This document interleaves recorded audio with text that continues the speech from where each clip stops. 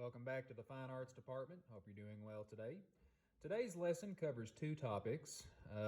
What I want to show you first is a continuation from the leaf press lesson that we've already done for the final step, which is oxidation, or in other words, an iron oxide wash. I'm going to show you how that's done. And I also wanted to take some time to show you how to glaze a piece of pottery, because I don't think I've made a video on glazing before. And for those of you who are tuning in and have never glazed before, this will be helpful to you.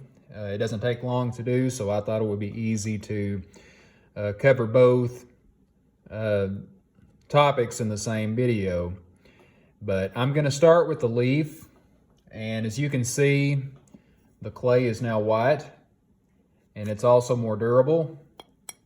Anytime you hear that ping sound, that shows you that it's in the bisque wear stage. And I had to fire the clay to about 1500 degrees to get it to this point. So it's ready for the oxiding. And what I'm going to be using for the oxidation is a stiff bristled paintbrush.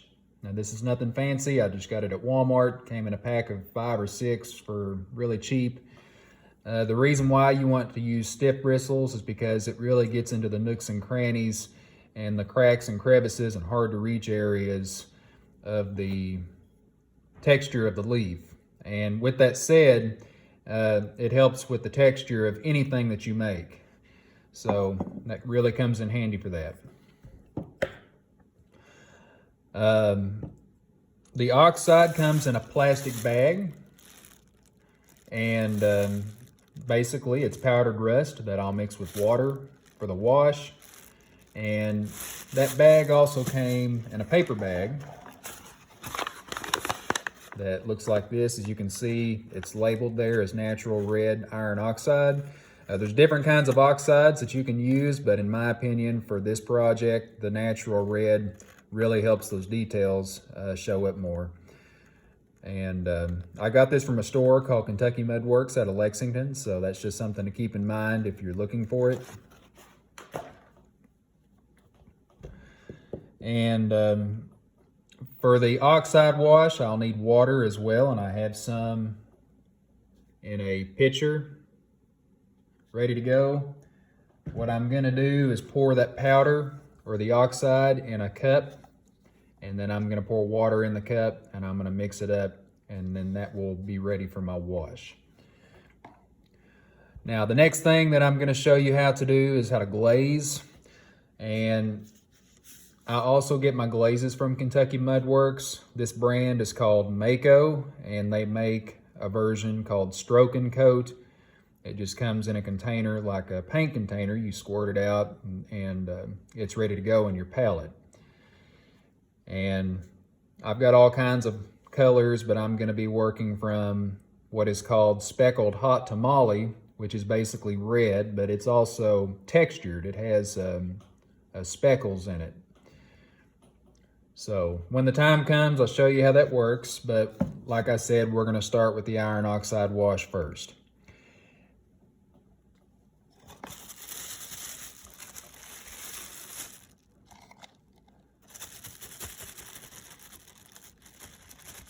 It doesn't take much of that oxide, so a little bit goes a long way. You just need a little bit. Pour it in the cup, and this will stain your clothes, so be sure to dress accordingly whenever you're working with this particular material. Okay, so just a little bit of that in the cup. And I'm going to pour some water in it. That should do it.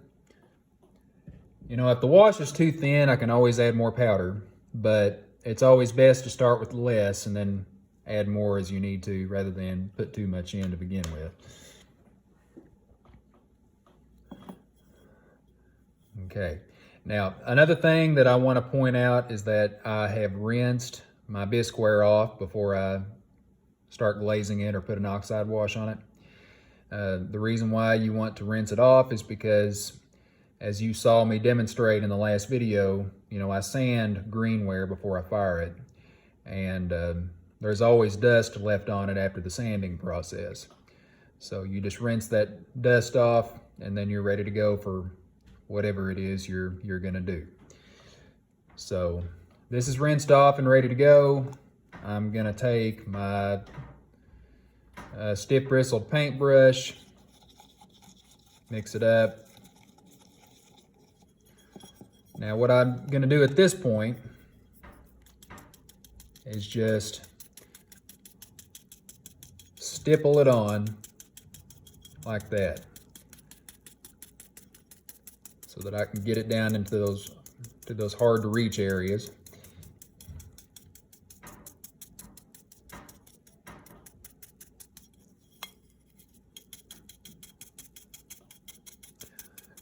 Now you're going to do this all over the entire piece.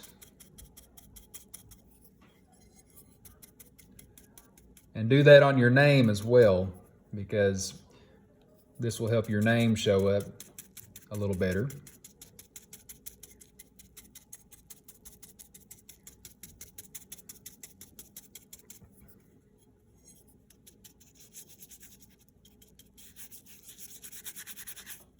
Now, if you want it to be a little bit darker, you can go over it again.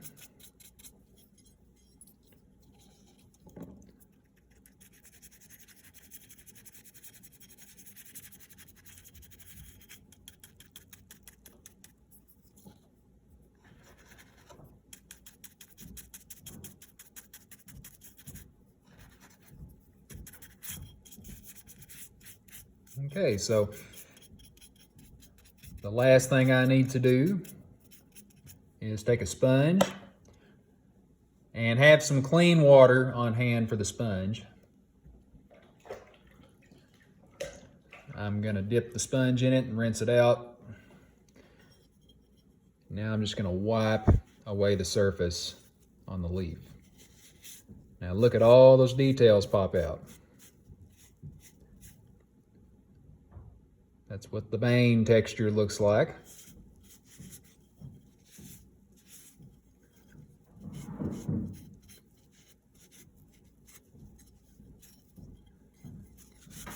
Wipe the back off.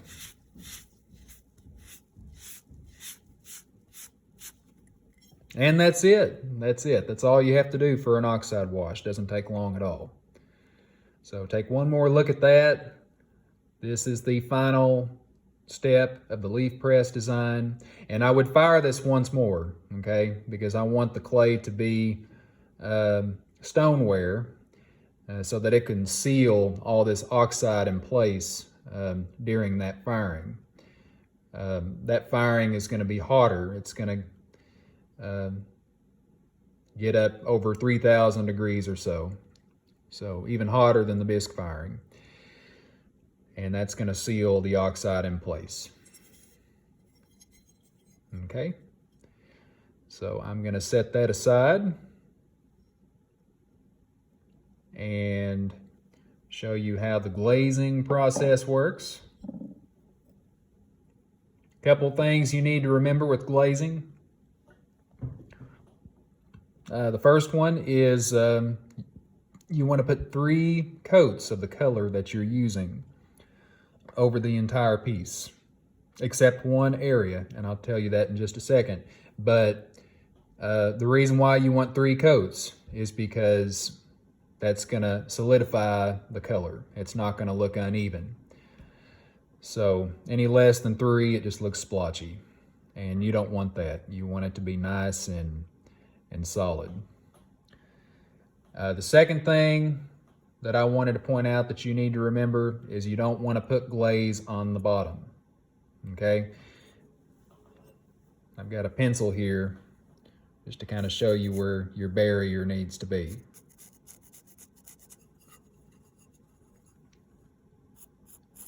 Okay, you want to leave a little bit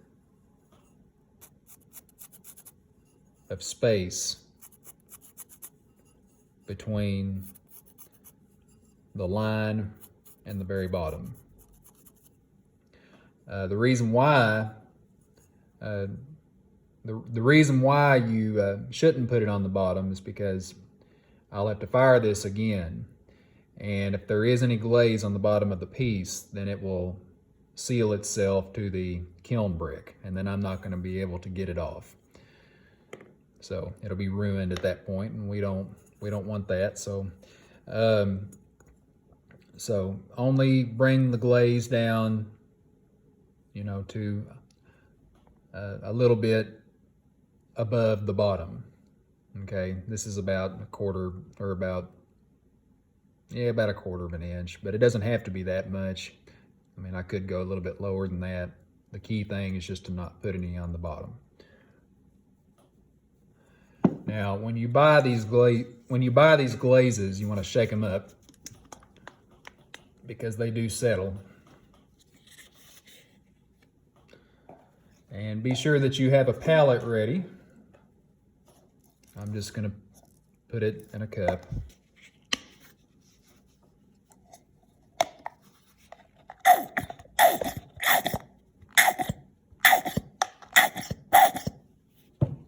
Okay. Now, another thing to remember whenever you glaze, I've already covered how many coats needs to be on it, and not put any on the bottom. But when you're using colors, if you're just wanting one solid color all over the entire piece, then the bigger your brush is, the better. You're going to get it done much faster. And I'm going to use the stiff bristle brush for that. Okay, so you just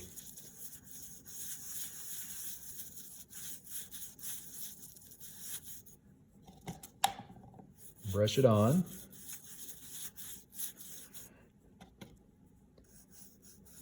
Now it will look flat and dull as it dries. The only time a glaze is really shiny is after it's fired. So it won't look as bright and elaborate at this time. And it does dry very quickly, you'll notice that too.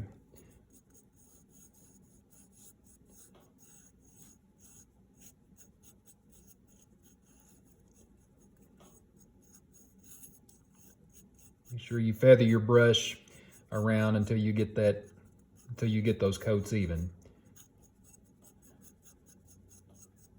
Don't leave any pools or puddles. Okay, that'll be the inside. I'm gonna start working on the outside now.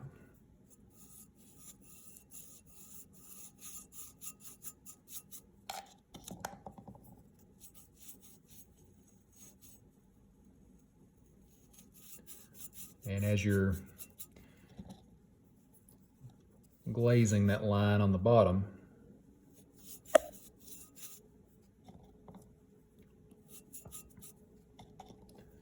be sure that you get that line as crisp as you can.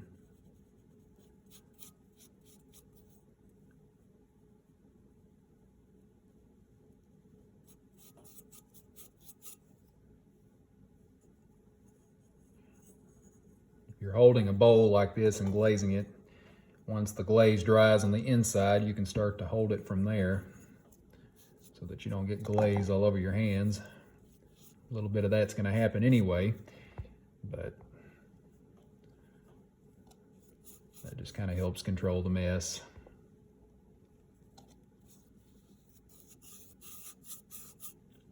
There's different kinds of glazing, by the way, and this is just brushing it on, but a lot of potters will dip their pieces in glaze in large buckets. You can also spray them on.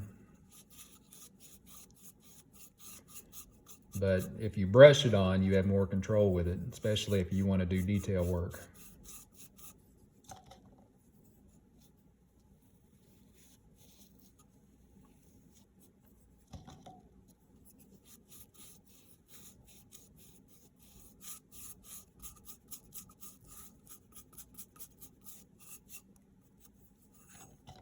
Okay, so I've already coated the outside. Now I'm going to come back on the inside and put 2 more coats on.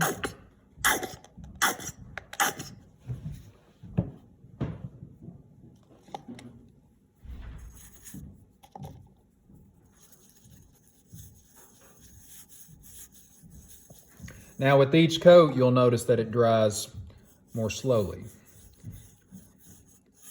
It stays wet longer with each coat.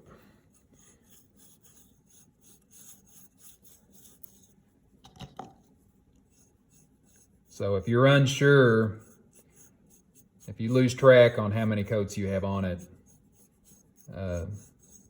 that will give you a better idea of where it's at. Knowing that it takes a little bit longer to dry means that you probably have at least 2 coats on it.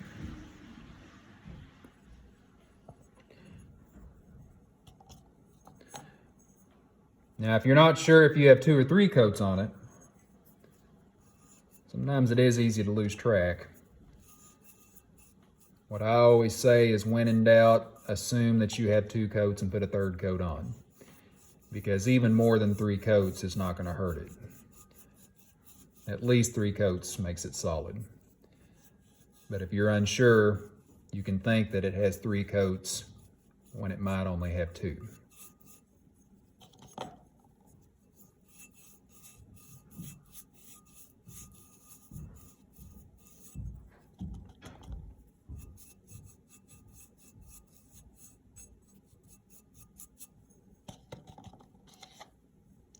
Okay, so it's drying more on the inside. I'm going to come back and put that final coat on.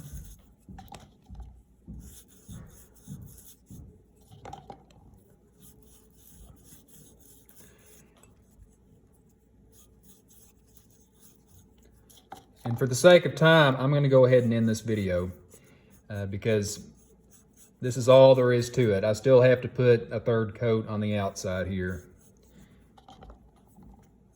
But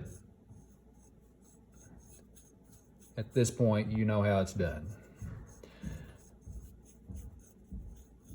And I'll show you what these pieces look like when they're finished after they're fired again. You will see a difference in the glaze. Like I said, it will be shiny, and it will look more bright whenever it's fired. But hopefully this time tomorrow I'll be able to show you what these look like finished. Anyway, thanks for tuning in. Hope you have a good day, and we'll catch you another time.